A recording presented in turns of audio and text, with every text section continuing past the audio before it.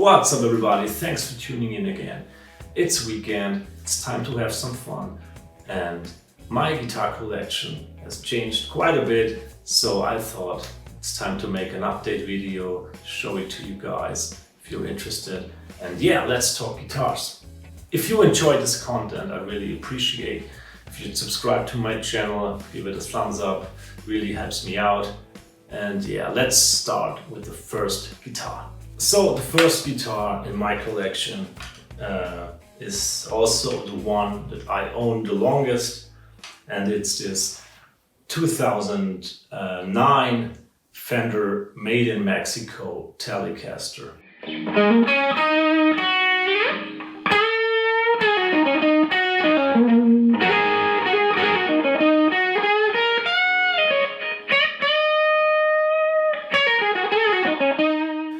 It was my first great guitar, and to be honest, there's not much original on it, you know, so I modded the hell out of it, as you know, as you might already know. And yeah, I think the only thing that's original is the body, the wood of the body, the two parts and the three-way switch.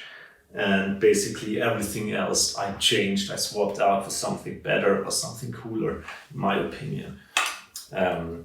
First of all, it was candy apple red in its original condition.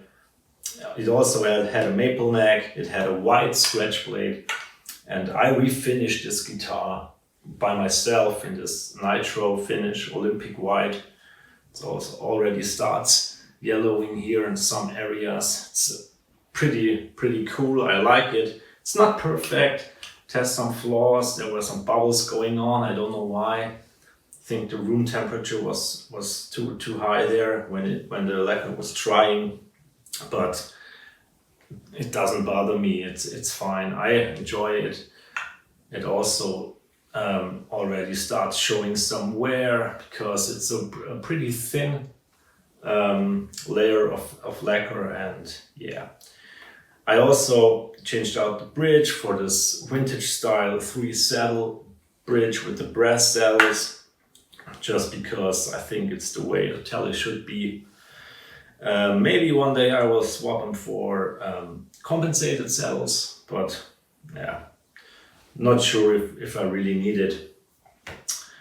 I put on a vintage style pickguard, so with only the 5 screws, and I also changed the pickups to vintage, pure vintage 64 pickups. It's a really great pickup set. It's not too expensive, and they really sound like a Tele should sound like, in my opinion. Yeah, that's as far as it goes with the body. I also changed the neck on this bad boy. I put on this Fender American Original 50s style neck. So it's pretty chunky. It's not too fat, but it's chunky. It has a 9.5 inch radius, not the vintage traditional 7.25 inch radius. So that makes bending a little easier, you know.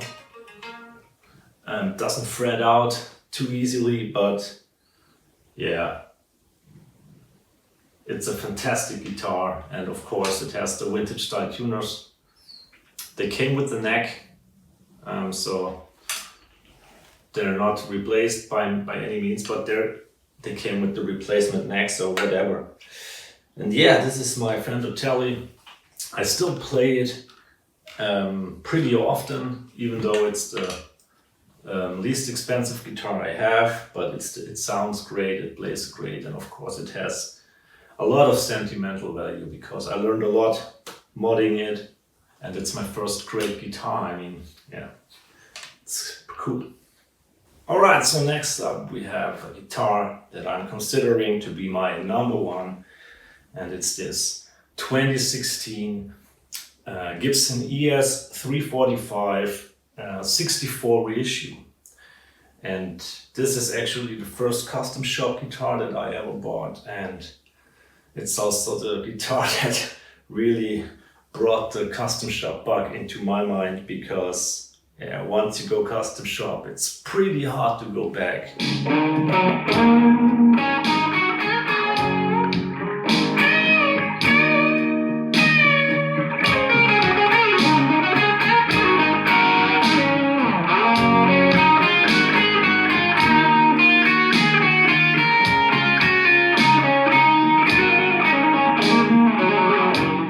I love all of my guitars, and I love this one especially because, like I said, it's the first super cool custom shop guitar. It's quite a rare bird, because the 2016 series came in some different finishes, like this classic white, frost blue, also a super cool color, and seafoam green, and also the standard cherry red. But in my opinion, those, let's say, custom colors are what makes this series so special. Yeah, it's basically, it's all original, but as some of you might know, ES345s and 355s with the baritone circuit tend to be a little darker, like there's a blanket on your speaker, so it sounds a little muffled, you know. And I wanted it to sound more open, like a ES335. So I ripped out the whole baritone circuit, basically the everything, the parts, the caps, the baritone itself, new switch, new output jack. The only thing from the electric circuit that's original are the pickups and the cables, the wires from the pickups. And it really improved the sound a lot, in my opinion, because it sounds more open, it has more sparkle, more high end. The bottom end is tighter, it's not so woofy, bassy, which I really like.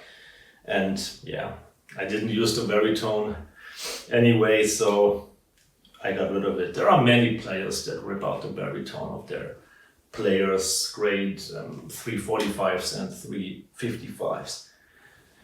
Yeah, and it has all 64 specs, so it has the nylon saddles, which are yeah, not your everyday saddles, if you will. It has gold hardware, medium neck profile, medium C, a nice rosewood fretboard, split parallelogram inlays, which are awesome. I love these inlays. Yeah, the vintage style tuners. I mean, what else is there to say about this guitar? It just sounds fantastic, it plays fantastic, and yeah, I love it. I really love it. It's just a, you know, my pride and joy guitar, and it looks phenomenal. Alright, let's stay within Gibson realms. This is my 2020 58 reissue Les Paul plain top with a bourbon burst finish.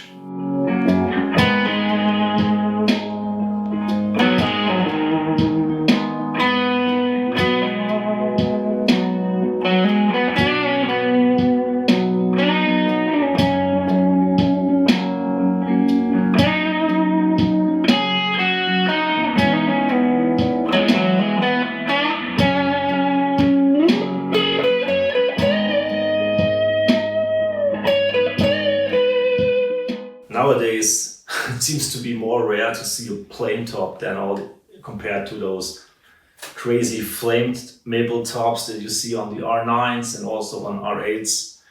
And I liked the simple look, but that's not why I bought this guitar.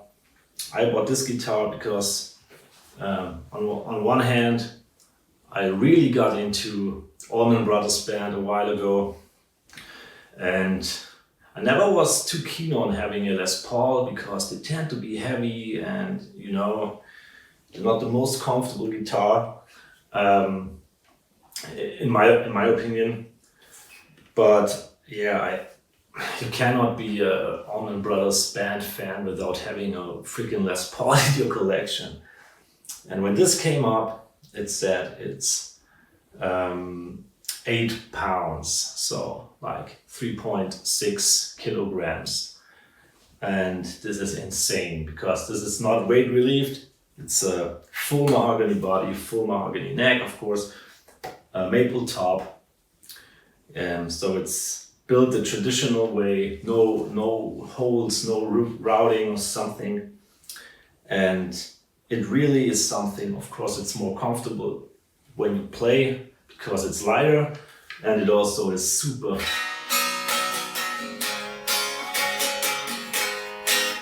resonant. And you can also hear it, or at least in my imagination, that it's more resonant and it has a distinct sound when it comes to playing with an amp. It's more resonant, it has more bite. It's not that bassy, so in my imagination, heavier Les Paul has more bottom end. And so this is really more like a Tele on steroids. And that's what I feel with this guitar. So it's a fantastic sounding guitar. It has custom buckers and they sound good. There's nothing to complain about them. It has a beautiful grain on the back of the neck and the back of the body. Man, it has this binding bleed right here, so the stain bleeds into the binding, also on the neck, but this will fade over time as it did with the really old bursts back in the day. Yeah, so this is my Les Paul. Okay, so another Gibson that I bought just recently, and this is it's also a 2020 Gibson Les Paul Junior 57 reissue.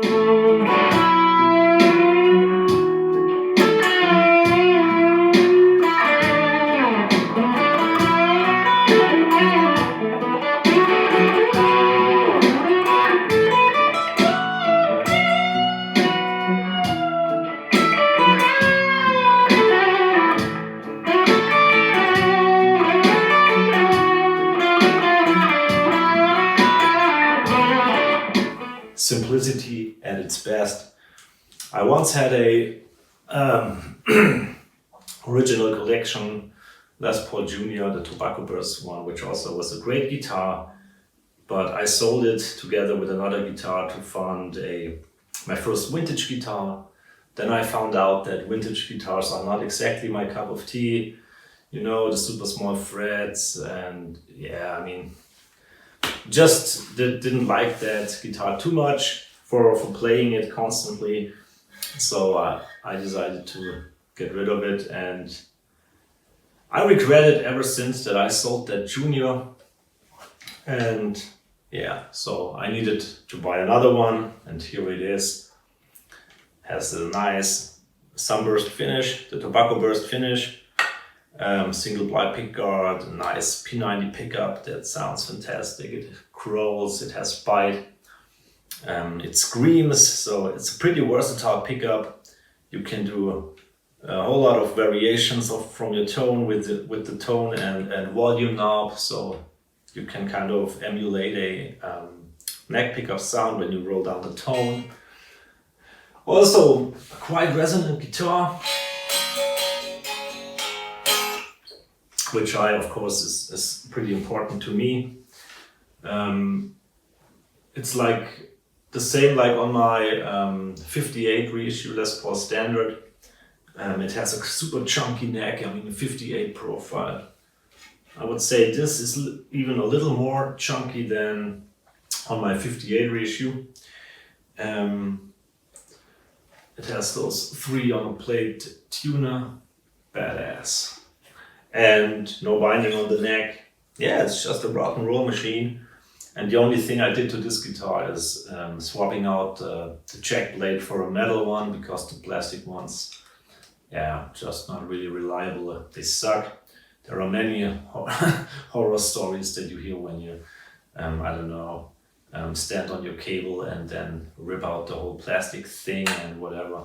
So metal is better. And I did the same to my 58 reissue Les Paul. Wraparound bridge, mahogany body, just a slab of wood, chunky neck, rock and roll, boom. So, and last but not least, we have this beautiful, beautiful 57 Hardtail Strat reissue made in the Fender custom shop. And I mean, this has so many things that I love about this guitar.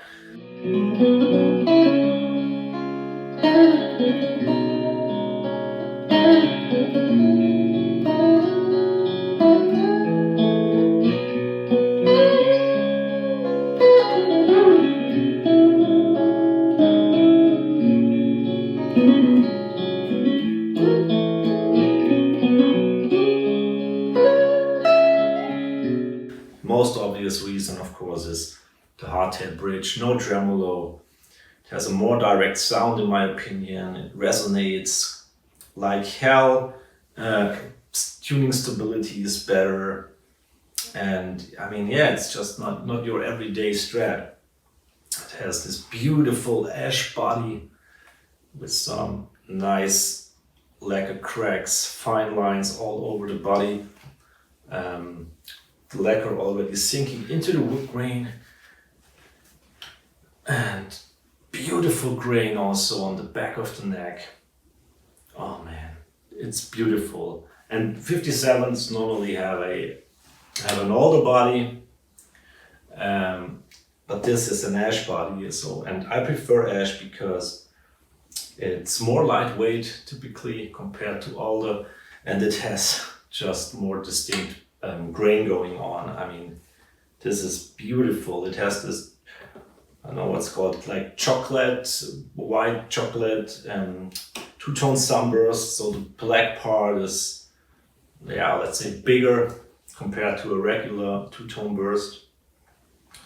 A single ply pickguard, hand-wound 57 pickups that you cannot get in the aftermarket. You have to go custom shop to get these pickups. They sound awesome. Yeah, I mean, regular setup, volume, tone. It's wired to the bridge pickup, so that's pretty handy. 5-way switch, maple neck, and this is another highlight because this maple neck has a beautiful flame going on, and I mean, this is something else. Hope the camera can pick it up. Yeah, all over the place. Also on the front, yeah, you cannot see too much. You can better see it on the back of the neck, but also a little on the headstock. Oh yeah, beautiful. There's the round string tree, vintage style tuners, the custom shop. Decal there, and yeah. It has a soft V neck, so it's quite chunky, but not too fat. You cannot compare it to like the 58 and 57 Les Paul, but it's meaty. You have something in your hands, and yeah, this is a dream Strat. It doesn't get much better than this, in my opinion. I mean, you can go to the master builders and stuff, and maybe vintage ones, but don't think that they're really better, because there is nothing to complain about this guitar in my world. This is almost perfect, but like I said, it has the Journeyman relic, so it has a light aging going on, some small dings and dents, and it has the fretboard wear, which this is the only thing that I would change, because I would love to put the fretboard wear on by myself, but it doesn't keep me from not loving this guitar, because yeah, I mean, I will certainly add more fretboard marks, and these will be forgotten. Yeah, beautiful. It's also lightweight, so it's 3.25 kilograms, so it's a perfect weight for a Strat. It's not too light, so there's no neck dive going on, and it's not heavy. It's, yeah, awesome. So this was my new evolved guitar collection, and I'm super proud of it. I'm super grateful owning such great guitars. And if you want to check out my previous guitar collection videos, I will put up the links up there into the cards and you can check them out. It really has changed quite drastically and yeah, but I really couldn't be happier. If you enjoyed this content, please subscribe, give me a thumbs up, I really appreciate it. Let me know in the comments how many guitars do you have. I'm really curious about other people's guitar collections. I love talking guitars. And yeah, I think it's fun being a gearhead, being a guitar nerd, being a guitar addict. And yeah, that's it for this video. Thank you everybody, appreciate it. Take care, stay safe out there. Peace.